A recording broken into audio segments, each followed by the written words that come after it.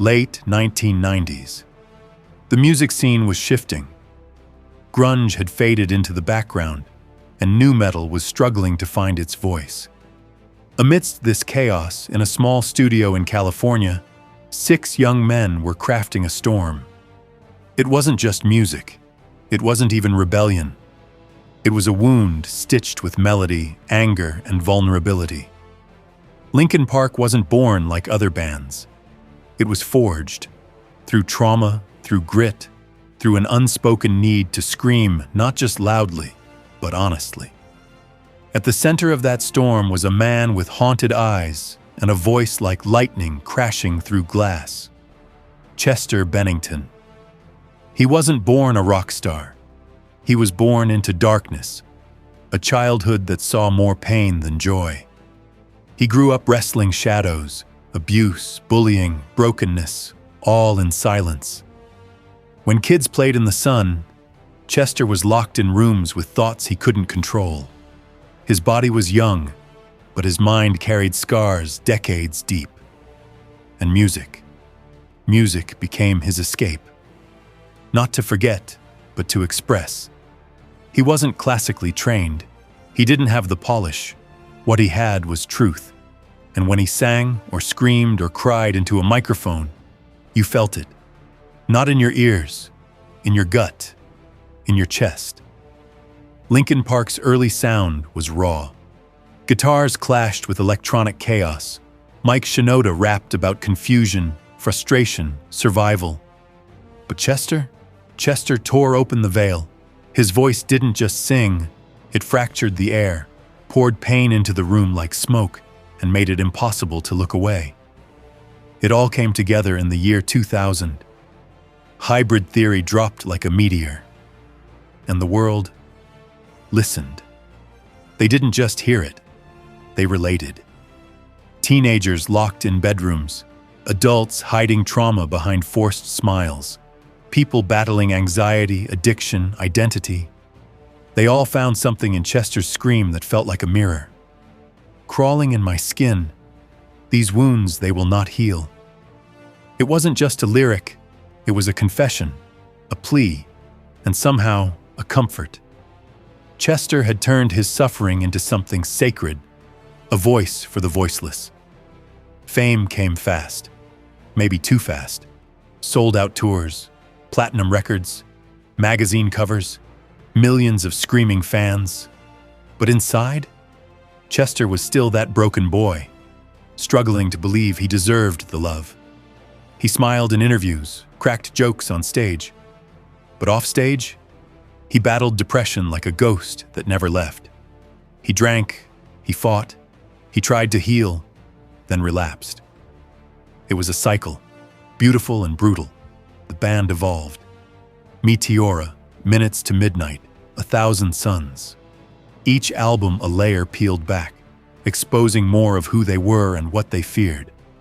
They weren't afraid to be political, spiritual, existential. But at the core, Chester's voice remained the heartbeat, reminding the world that vulnerability was not weakness, but strength. Yet the pressure kept rising. Fans expected anthems. The industry demanded perfection. Internally, the band wrestled with their direction. And Chester? He kept walking the line between salvation and surrender. Sometimes he'd talk about hope. Sometimes he wouldn't talk at all. Friends saw the signs. They offered help. They tried to remind him he mattered. But the war inside Chester wasn't one that others could fight for him. He once said in an interview, "I can either just give up and fucking die, or I can fight." And he did fight. Every day, with music, with therapy, with laughter, with relapse. He fought because he didn't want others to feel alone. Because he knew exactly what that loneliness felt like. Linkin Park wasn't just a band anymore. It was a movement, a lifeline. People didn't listen to them for fun. They listened to survive. And Chester? He was the one who made survival feel possible. The boy who was once told he wasn't enough had become everything to millions. But even stars can burn too bright. Linkin Park was on tour. Their newest album, One More Light, had just released. It was softer, more melodic, a departure from their heavy roots. Some fans felt betrayed. Some critics mocked it. But those who listened, really listened, heard something else. They heard goodbye.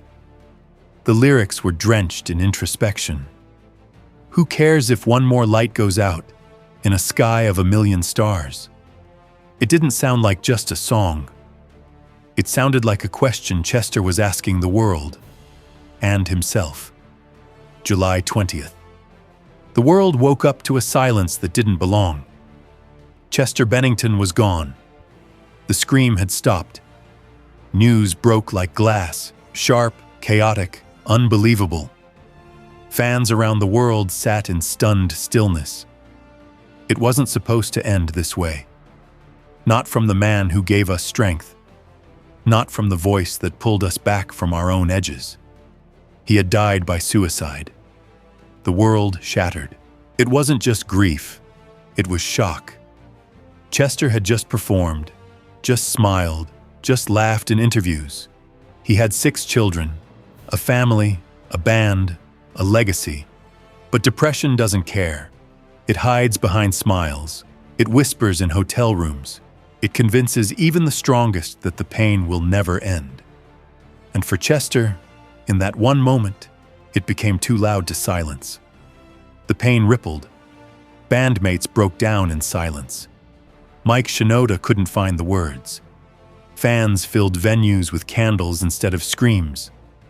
Murals went up. Tributes poured in. Social media turned into a shrine. Hashtags like Daksharn Make Chester Proud and Rip Chester weren't just trends. They were cries for understanding, for healing. His voice, once the anthem of survival, had become the reminder of how fragile we all are. And yet, something strange happened. The music didn't die with him. It spread. More than ever before, people began listening, not just to the sound, but to the message. Teenagers found hope in old lyrics. Adults revisited the songs that carried them through heartbreaks, divorces, addictions, loss. Forums exploded with people sharing how Chester had saved them, unknowingly, with just his voice. Because Chester never pretended to be okay. He gave permission to be broken. In a world addicted to filters and fake smiles, he was real. When he sang about crawling in his skin, about numbness, about shadows, he wasn't creating drama. He was showing the truth that so many live with, but are too afraid to say. Even in death, Chester became a bridge between pain and expression, between darkness and light. And his band? They didn't rush to fill the silence. They let it echo. They let the grief breathe. Mike Shinoda released Post-Traumatic, not just an album, but a map of his grief, raw, open, unfinished. It wasn't for charts. It was for healing. Linkin Park, as a unit, stepped back. No tours, no new frontman, just memories, just music. And that music, it became immortal. Kids born after hybrid theory were now discovering it. They didn't need to know the timeline. They felt the truth. Chester's voice wasn't bound by years. It was bound by emotion. And emotion doesn't age. His screams still echoed in stadiums, headphones, therapy sessions. It told people, you are not alone. And maybe that's Chester's greatest legacy. He didn't save himself, but he saved millions. He made it okay to feel, to cry, to scream, to ask for help. He turned his pain into a language everyone could understand, a language of survival. And now, every time someone hears those opening notes, when that first scream cracks the air, when the tears come for reasons they can't name, that's Chester. Still here, still screaming, still saving.